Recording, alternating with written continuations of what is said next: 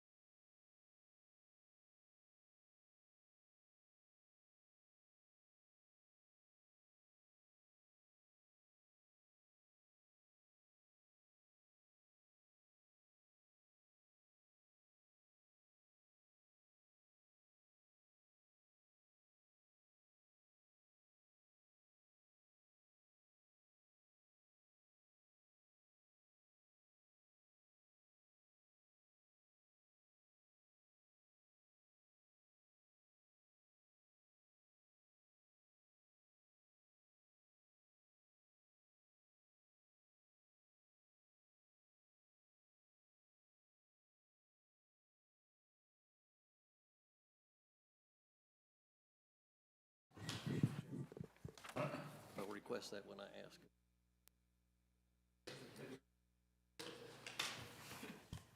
it. Nobody took a nap during that time? We're all okay. Okay. Time is 6:38, and let the record indicate that we're back in open session.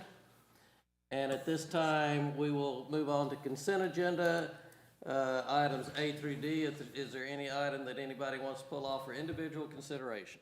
Item C. Is there any other item that wants to be pulled off for individual consideration? Hearing none, I'll entertain a motion to approve consent agendas items A, B, and D. Approve. Is there a second? There's a motion, a second on the table. All in favor signify by saying aye. Aye. Any against or abstain? Motion carries unanimously. At this time, I'll open up discussion for item 3C, which is the Kelly Lane Urgent Care. Mr. Chairman, I don't really have a discussion. I just wanted to vote on that issue separately. Okay, anybody else? Hearing none, I'll entertain a motion to approve the final plat for Kelly Lane Urgent Care. I'll make a motion to approve.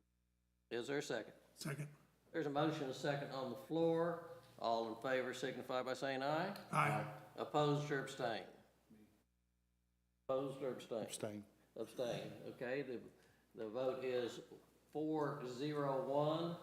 Let the record reflect the one abstention.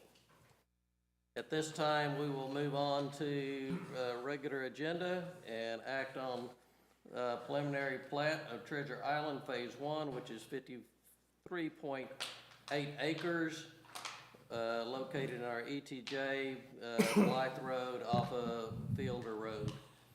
Alex. Thank you very much, Chairman. Commission, the city staff did receive a preliminary plat for Treasure Island, being Phase 1, which is shown on the screen before you. It is located in the city's ETJ off of Blythe Road and does contain 181 lots. Upon plat review, and as is noted in your staff report, staff has identified approximately 12 deficiencies in the plat based on various sections of the subdivision ordinance, as is outlined in your staff report, as well as depicted on the screen before you.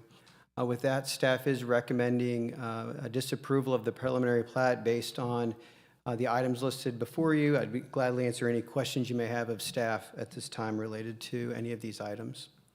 Thank you. Is there a representative of the developer here tonight that would like to make any comments? Seeing none, I'll open it up for any comments or questions from commissioners. Hearing none, I'll entertain a motion. Make a motion to request to disapprove based on staff recommendations. Okay, is there a second? Second. Okay, I got Mike as the second on that one. Any further discussion? Hearing none, all in favor signify by saying aye. Aye. Any opposed or abstained? Motion carries unanimously. I would like the record to reflect that developer was given an opportunity and developer was not present. Item 4B, discuss and review progress status of Comp Plan 2035, Town Hall number 3. And with that, I think, Alex, are we through with legal counsel? I believe so. Sir, do you have anything to add to the discussion related to the previous item on the agenda? No, sir.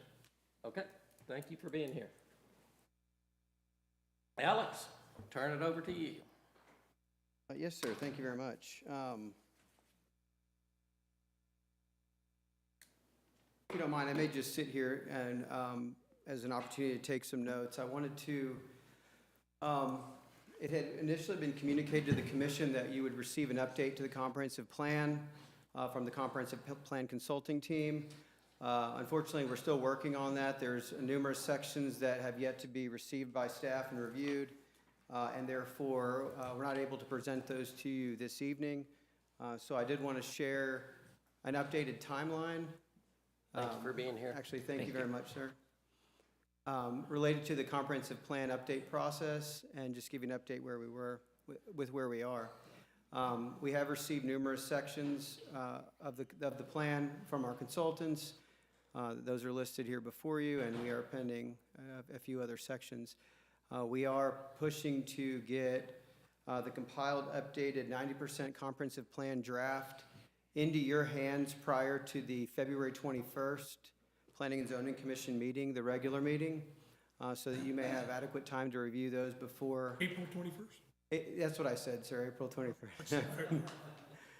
Sorry, April 21st, thank you very much. Yes, I think, I optimistically hoped it was still February based on the comp plan timeframe, but we're a few months behind. But yes, April 21st, ahead of that meeting, we'll get you a comp plan draft, and then we would be targeting and tentatively reached out to the Grayson College South Campus to see about utilizing their facilities for the third and final town hall, where the 90% plan would be presented to the public ahead of the public hearings in what will hopefully be May and June respectively at Planning and Zoning Commission Council.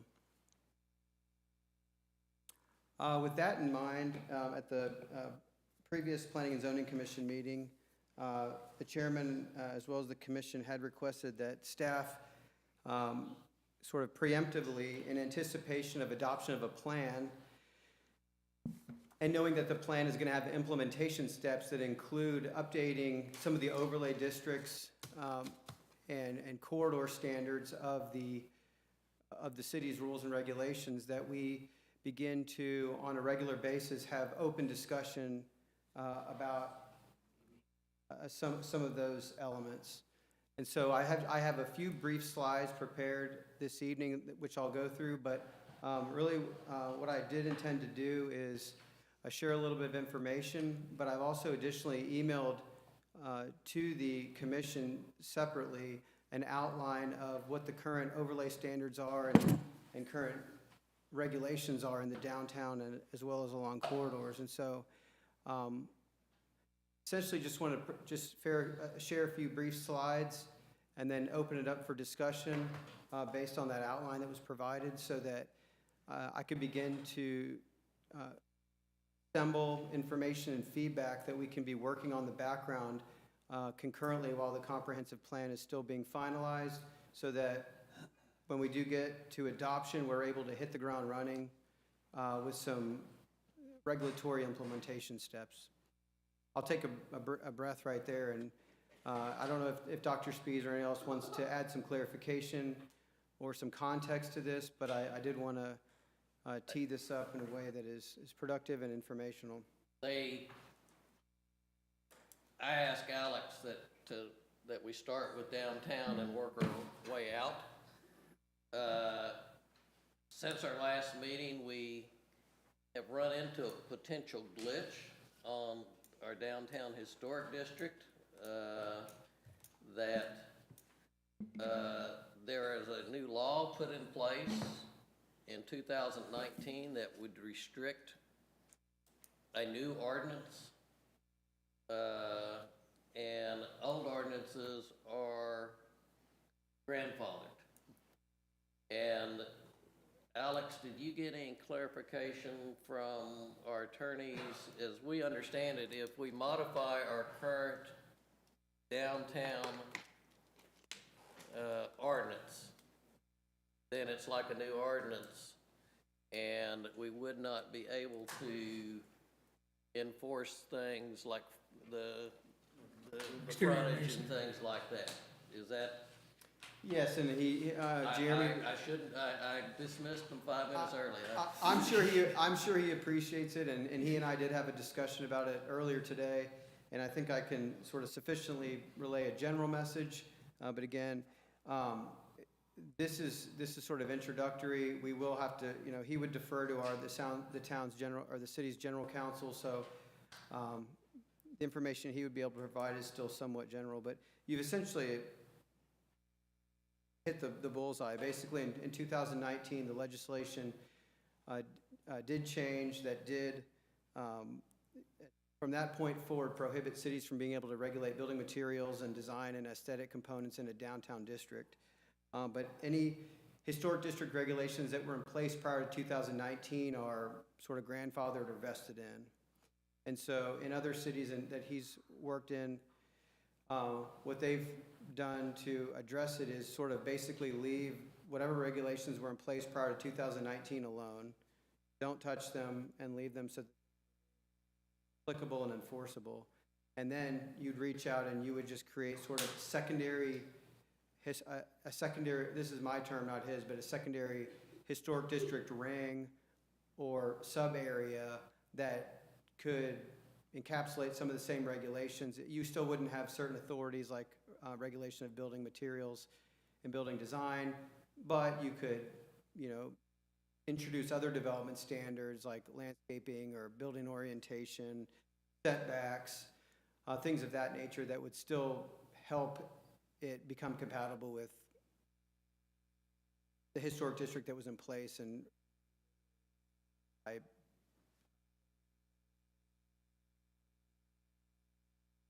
So we can't basically create a plan. Well, when it comes to having, when it comes to rezoning, plan developments, I always consider those site-specific negotiations. And so whether it's in the downtown, it's just on the edge of the downtown, or it's right smack dab in the middle of the downtown. If we're, for an example, just an actual example, the downtown rezoning request that you considered a month or two ago for townhomes in the downtown, that was a planned development. They could have entered into a development agreement that would obligate certain building materials. All of that, and that process remains in place and enforced. But we cannot change, without jeopardizing our current downtown rules, we cannot expand the boundaries and necessarily hold up in court.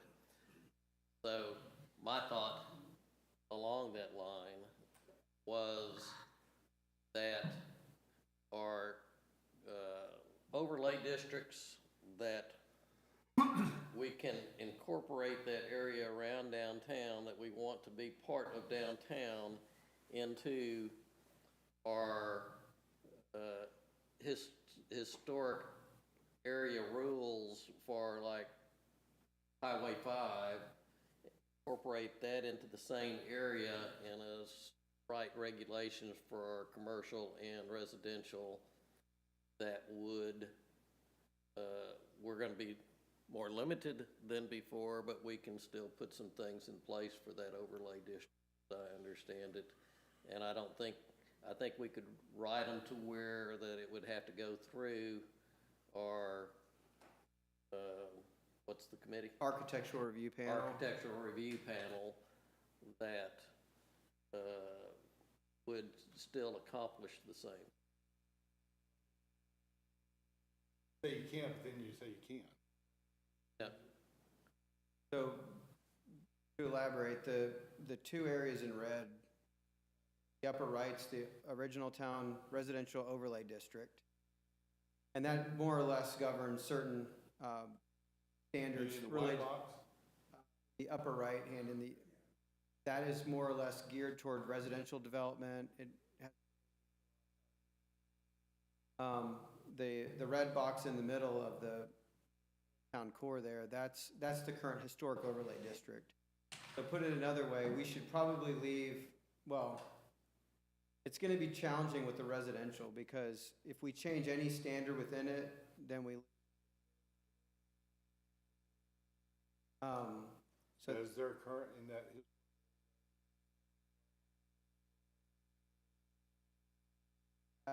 yes, it has suggestions toward less binding language. And our problem right now, one of the things in a lot of the ordinances that are in place is they're written in a suggestive form instead of a requirement. And so if we leave them in place, we're still leaving that loophole. If we change it, we're limiting. We lose the suggested. We lose everything, Well, potential. except for the fact that we have,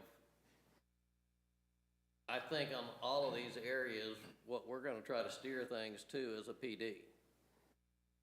And the meeting before this with the new, there's gonna be some substantial negotiating tools that we have to steer people to a PD that will allow that to come back into place. So if we Is that a expand the fair historical statement, Alex? district as it is, then we lose all of it for the whole new ordinance, so start over on the entire thing, right? Precisely, and that's, So we lose the old historical down to. yes, sir, and that's, that's a less impactful fact for the residential.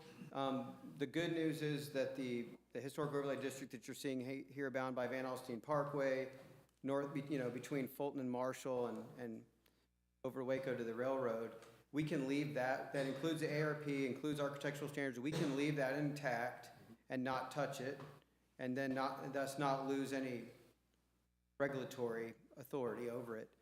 Red box. The red box, but knowing that the Planning and Zoning Commission, as a whole would like to expand it, we'll just have to create a second tier historic overlay district that's separate and different, Outside the red box. outside the red box. Still within the white box. Or Yes. include that within the overlay district that's already in place. Like Highway 5 overlay district. Could include that area if the purpose of the Highway 5 overlay district is to maintain historical homes, and if businesses are established, Community corridor, yes, the community corridor, the pink. then you could, instead of having 15 different overlays, you could, I don't think it would be any different, commercial and residential standards for what's around downtown to what's down Highway 5. I think it would be very similar in nature. Well, okay, But wouldn't we be doing the same thing? In other words, if we include it in that, aren't we changing that ordinance? Yes, And then now we And- lose the ability but- to do but that. if you read those, it's a pretty small hammer to start with. Okay, all right, I'm In just my opinion. clarifying. That's right, those- Well, hang on a second. What's inside the red box, we've got a strong hammer, Yeah, because that's prior 19. yes. If And we don't we- want to change that. We don't wanna change that, but if everything inside the white box, we don't want to lose, if we do neighborhood corridor, we lose what's in the white box, correct? So even though there's stuff within the white box, even though the red box is within the white box, supersedes it because it was written prior to 19, right? So everything outside, my fear is if we go outside the red box, and we do neighborhood corridors, outside the red box, down Waco, down Alstine Parkway, then we lose what's in the white box. For a large area. Large area of what's inside the white box, Correct. which is more restrictive, correct, than what would be in the neighborhood corridor. You can Am I still, correct? you can still have overlay districts. Oh, but the whole point was to kind of want to just streamline everything, because if I'm on the corner of Dallas and Van Alstyne Parkway, you know. What? Yes, I am. I know. But if I'm on, I didn't, but if I'm on the corner of Dallas and Van Alstyne Parkway, you know, I now have two different ways to go. But you lose the white box to gain the pink box. Pink box is less restricted than the white box. Right? It doesn't have to be, and because the white box doesn't really have tangible regulatory Doesn't have any teeth. authority, teeth, yes, for architecture. So will we gain more teeth by going in the red box? I think you would gain more area and I think you could gain more teeth, yes, because Because what's in the white box was done before 19. I think we lose teeth. of the way it's written. Read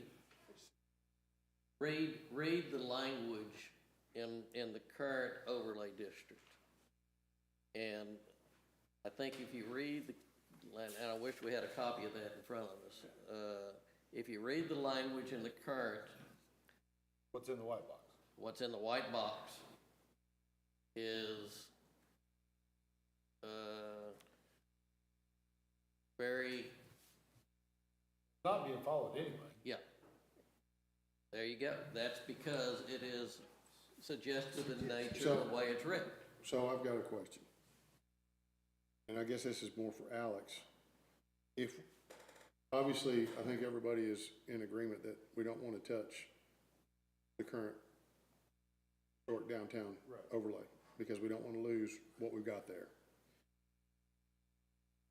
But if we go back and can we rewrite under the new statutes that state gives us, can we write the standards for the community corridor that will give us the ability to enforce or get the result that we're looking for? Is that juice better than the squeeze that we already have with the residential overlay? I get what you're saying. So what I'm saying is, I was trying to say the same. are thing. you, I was just eloquent. are you suggesting, is that a better option for us than leaving the current, everything the way it is? So it's hard to answer. So in order to establish new standards for, and I want to make sure I'm clear on the, like some of the terms we're using. So in this case, there's a pink stretch of road, Van Alstyne Parkway from US 75 to Waco. Right. This is the community corridor. Right. And this is actually a draft, this is a snippet from the draft future land use plan. Right. And it would define the community corridor along Van Alstyne Parkway. And we'll need to talk about what type of uses, architecture, design, to the extent that we can, we're able to negotiate. It should have some parameters that suggest how we want buildings to look. Not that we can enforce it, but if we get into a PD, then it'll give us some guidance and other types of development standards. So so when we talk about to me, when we talk about community corridor, we're talking about the roads.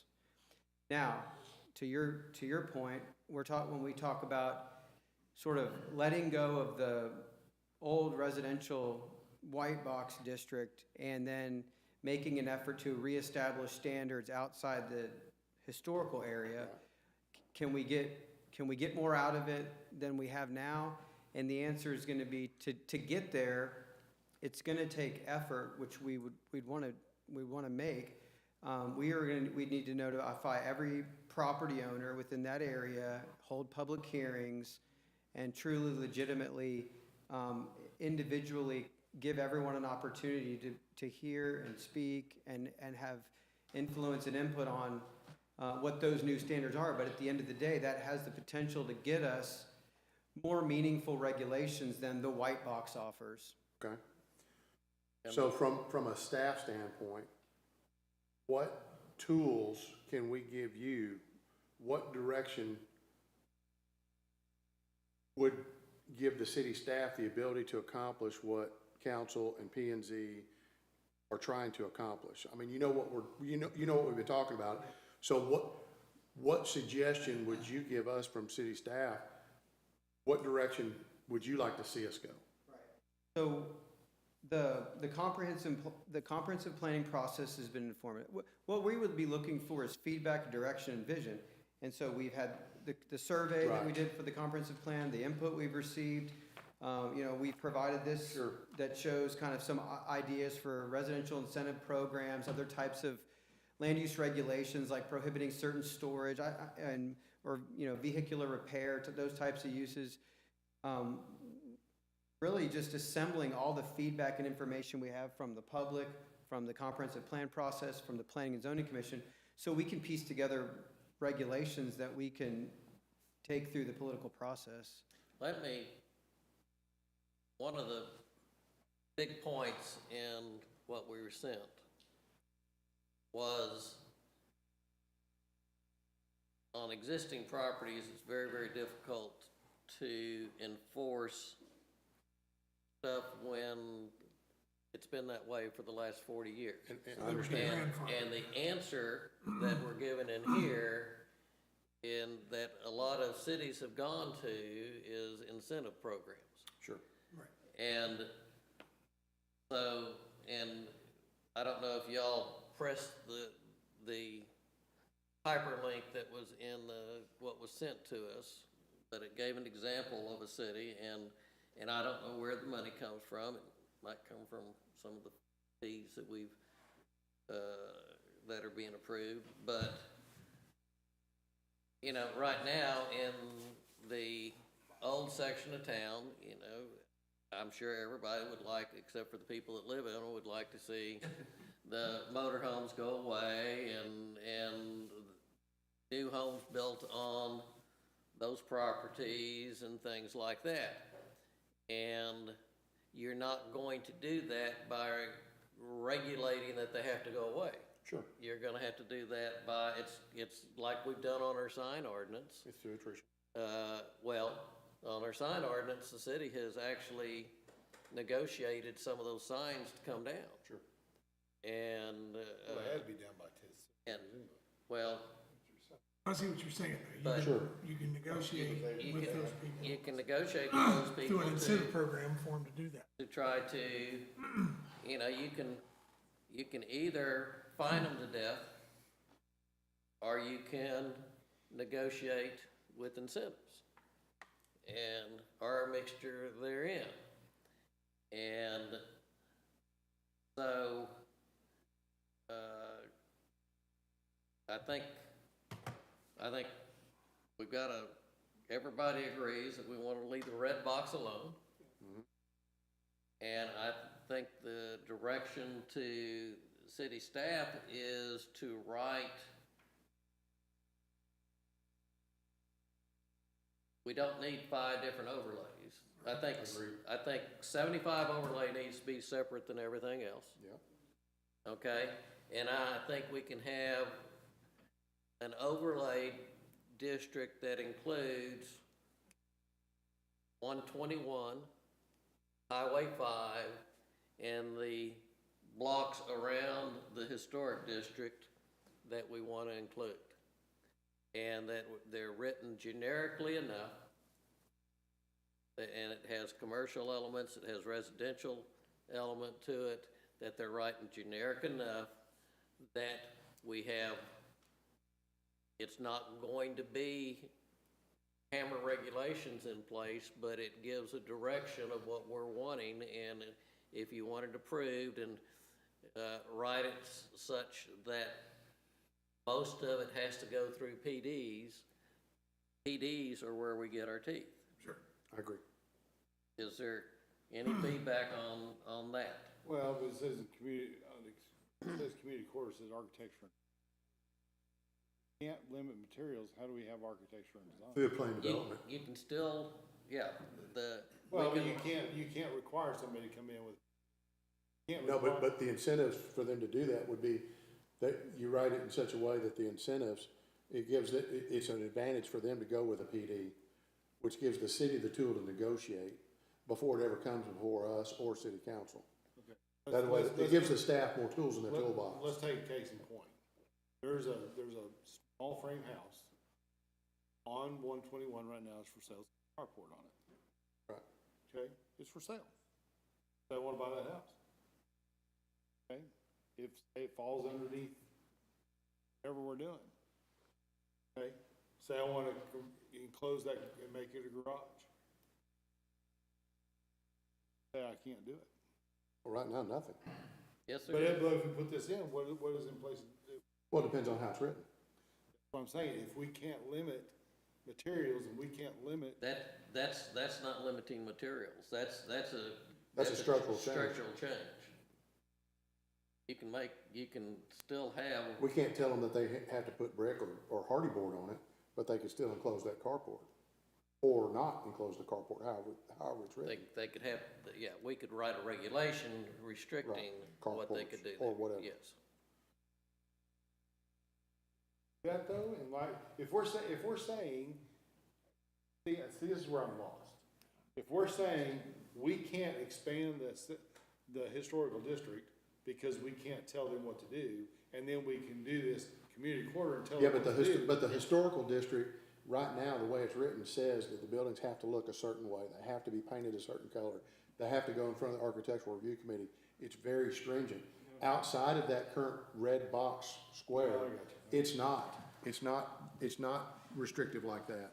And so right now or later, it's not gonna be that restrictive, but you write, to try and capture everything, the way I understand, the way Alex explained it, you try to capture everything you can and write a new, cleaner ordinance that has That not. includes the white box. Right, Yes, right. that's correct. I think what would help, it certainly would help me, is to know as much as possible exactly what we can do and what we can't do. Yes, That's where To I'm be able, saying. to be I able agree to, with to be able that. to write that in the description of that. That's where and I was I going. think that's where, staff has to, I think you've gotta write it in such a way that gives you guys the most tools in the toolbox to accomplish the goals of the city. Because you're the guys, you and Lane are sitting there negotiating with the people, we're not. It comes before us for either approval or denial, or whatever recommendation at whatever level it's going through, either us or council or whoever's doing it. So I think you guys need to give us what is gonna work the absolute best for you, to give you the best tools to get that done before it ever comes before us. Does that make sense? With the understanding that, we've been through 2 town halls, we've been through, on numerous input from city citizens Right, saying, this is what they want. right. Everybody knows what they want is basically an expansion of the historical downtown. Knowing we can't do that, Sure. we need to make it as tight as we can make it, I agree. to where your house stays exactly like it is. It's nice. I love the house. It's architecturally, I agree. period, correct. But I think that's where we leave it up to staff to, Give us- because I don't know, I don't have enough knowledge like you guys do. Right, and I don't So, wanna just. I so don't my wanna just say- suggestion is you put together what you think you need and Then let let us take a look at it. That's my suggestion. I don't wanna just say, okay, you go do it. and then No, walk away. I, I no, wanna no, make sure we have- absolutely. yeah. No. But I don't know, I don't have enough knowledge to be able to even begin to, I wouldn't even know where to start. And that, I mean, Alex, do you have a clear understanding of what we're desiring? Absolutely.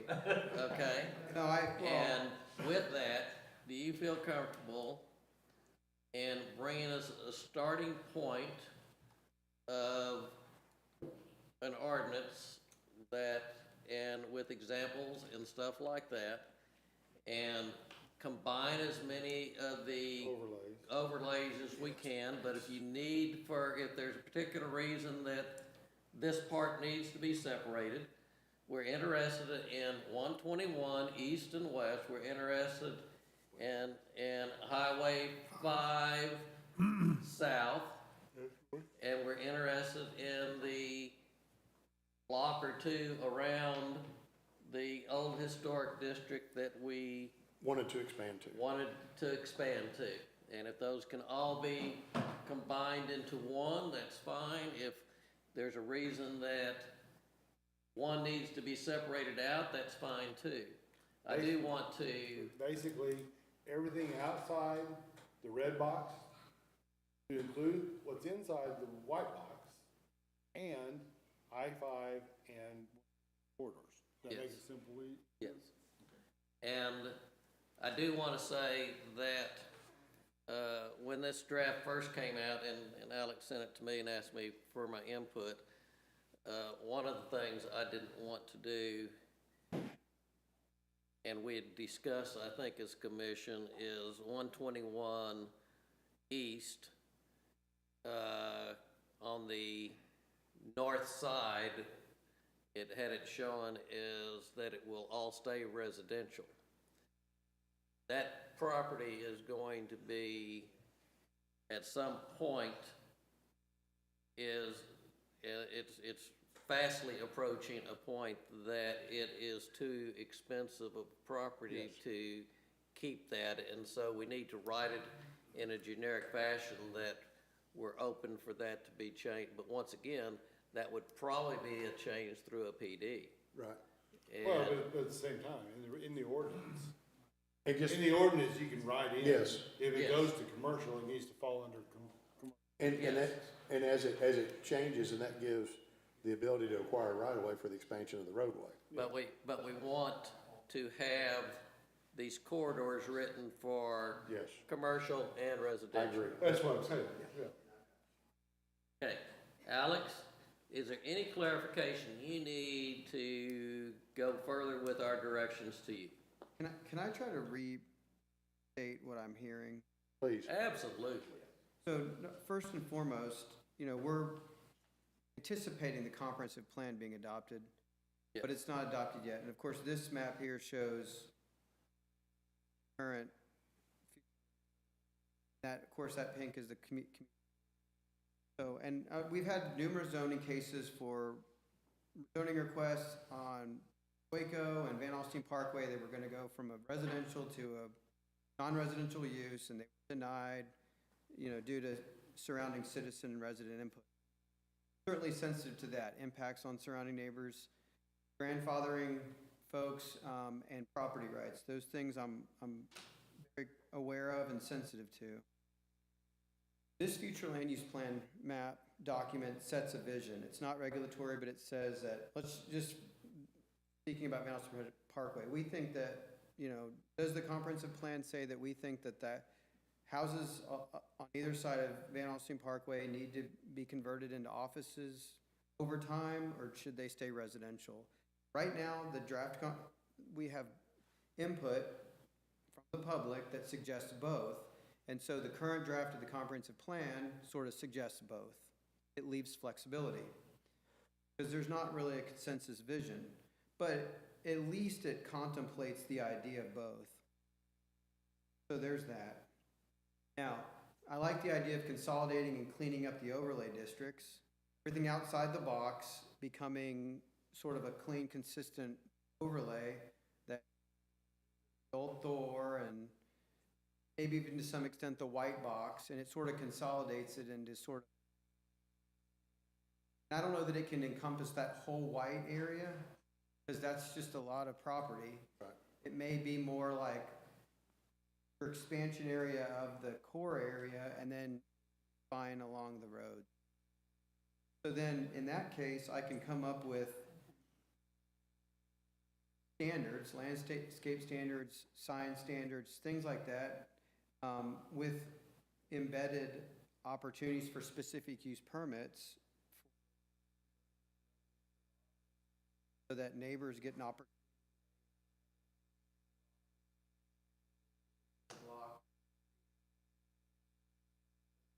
Not a total loss of control. Ability to influence development. I guess bottom line is, I would be coupling what the outcome of the comprehensive plan and the future land use plan to review. That's what I'm hearing. That's the way Yes. I'm interpreting. And you're anticipating what the final verdict of that is going to be. We won't vote on this until after it's complete, but we want the work to start on it now. Now, what I would suggest, if we say, because I know our basic commercial building structure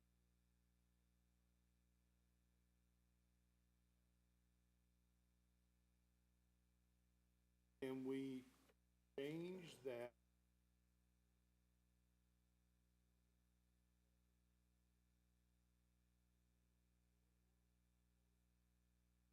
Let's say, for example, you want that, the owner, guy who buys that frame.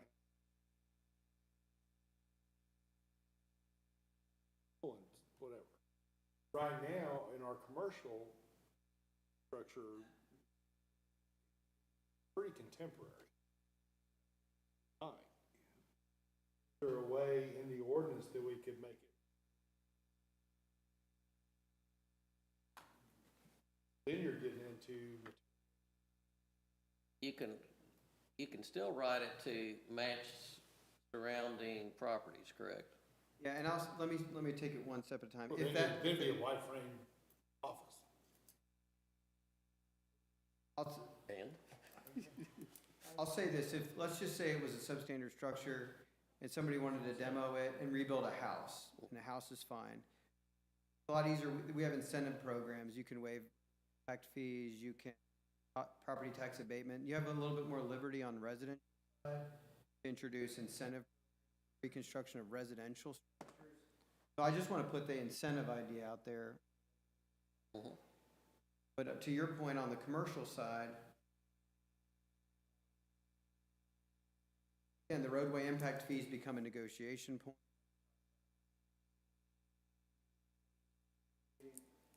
Or we enter into a PD and we have standards and regulations. Say we want like a Victorian style office and a craftsman style office, not like modern contemporary.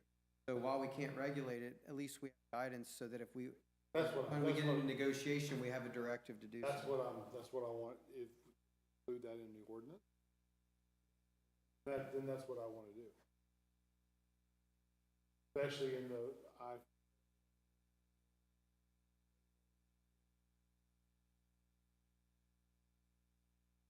because you're gonna have, You because can- quite you can frankly, you're put gonna have. samples. You can put samples in there of, Yeah, because you're gonna have, and then the whole, one of the reasons why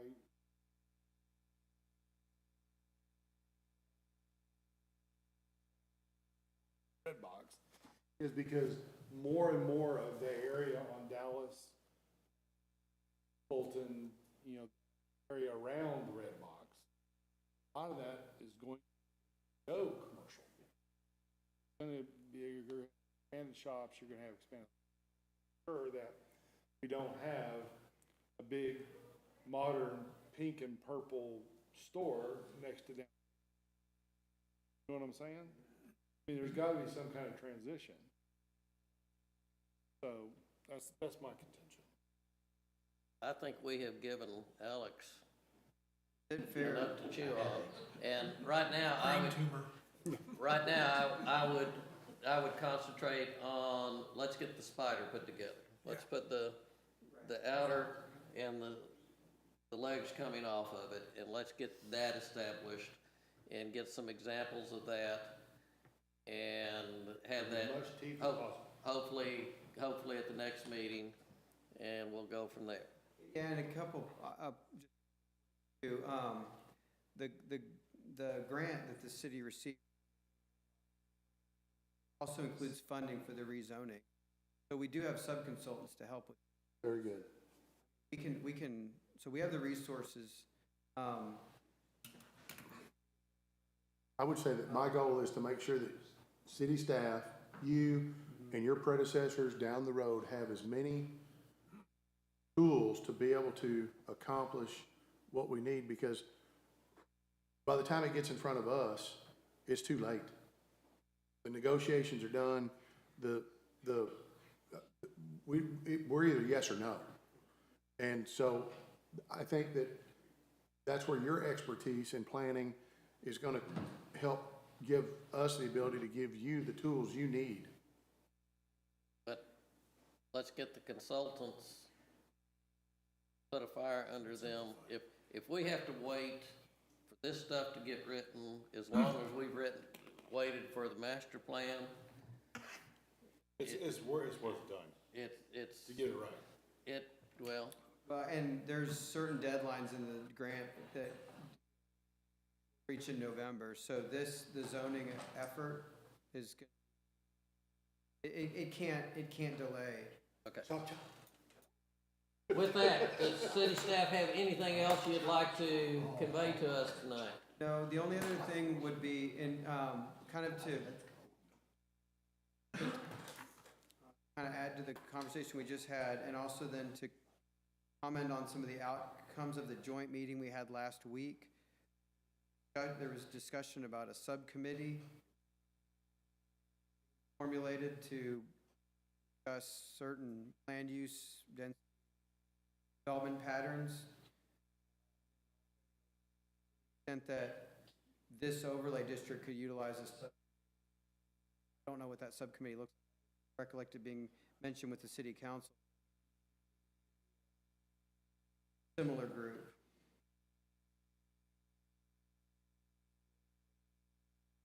Do we want to form some subcommittees? Was there takeaway from the Planning and Zoning Commission about a formulation of a sub? I think we are the subcommittee. And that's a I fair think, point. I think we're all right on that, and let's just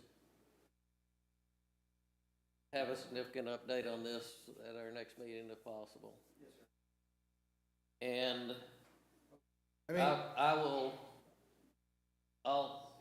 since we have commissioner comments on here, several of y'all were at the chamber meeting a couple of weeks ago, or a week ago, and just an update that there was a meeting after the meeting, and there's a meeting after the meeting after the meeting on that, and some significant progress is made. I thought the first meeting was an ultimate waste of time, but the meeting after the meeting and the meeting after the meeting after the meeting was a very, very beneficial time, that there have been TxDOT higher-ups meeting with our city staff, standing out at that intersection and talking about things and disproving things that our state representative have been told. And we have some significant momentum going right now on some short-term fixes for the intersection and some headway towards the ultimate replacement of the bridge. That, of course, is gonna take time and effort, but there's gonna be some turn lanes added this summer, it looks like, and so just know that while those of y'all that were at the initial meeting, while it seemed like a waste of time, it has turned into a good use of time in the follow-up meetings. Okay. Quickly, Alex, as far as the gathering that I saw from the joint meeting,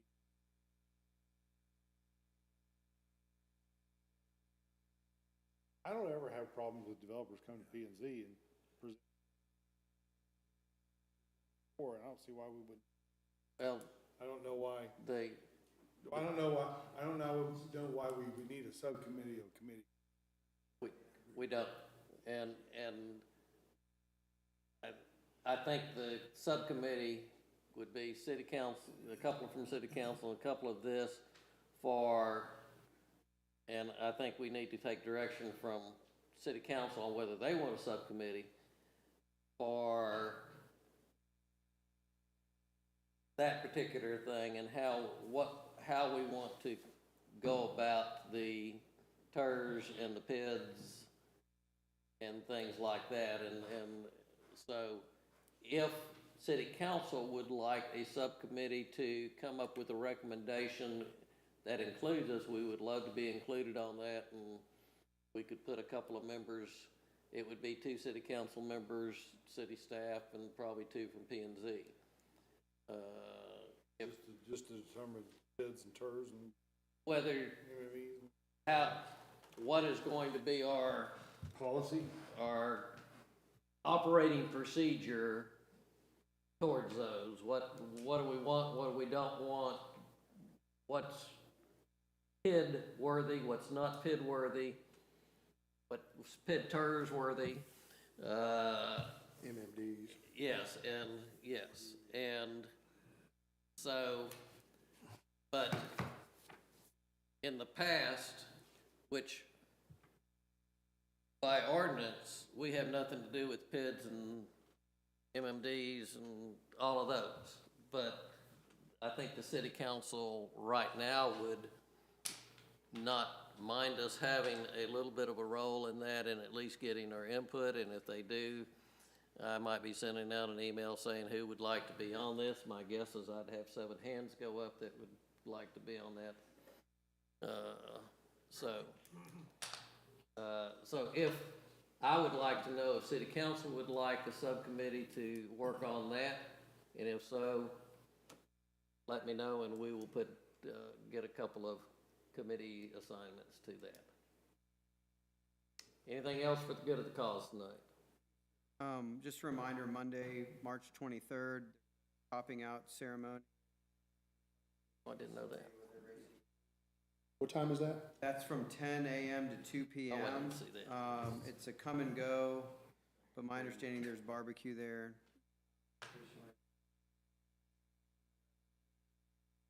And then on Tuesday, March 24th at 4 p.m., there's a special called city council meeting where there'll be follow-up from the 3 developments that subject of discussion at the joint meeting. City council, special call city council meeting? Yes, sir. Yes. What was that? The On 3, Tuesday, March 24th at 4 p.m., there's a special called special work session of the city council to follow up discussions on this. Oh, okay. and I will not be able to be at that one. I'll be chairing another. That's my birthday. Tell her happy birthday. With that, is there anything else good for the cause? Chairman, can I make a citizen's comments? You- Make a public comment? Quickly, yes. Thank you, Council. Commissioner Josh Marr, just want to, since I have y'all in front of here, citizens of Van Alstyne and Precinct 1, or not citizens of Van Alstyne, but all Precinct 1 constituents. March 28th, 2 weekends from now, we'll have our Precinct 1 spring cleanup. So if you have anything you need to get rid of, appliances, mattresses, stuff like, say again? No hazardous. I cannot do hazardous material and no large tractor tires. You can bring 4 tires, no construction material, no enclosed trailers, but between 7:30 and 2 o'clock on Saturday, March 28th, bring it up to the precinct barn and we're having our spring cleanup. So just want to make that real clear. Thank you, sir. Thank you. I got a trailer load. And with that, the time is 7:31, and I declare this meeting adjourned. I appreciate everybody being here.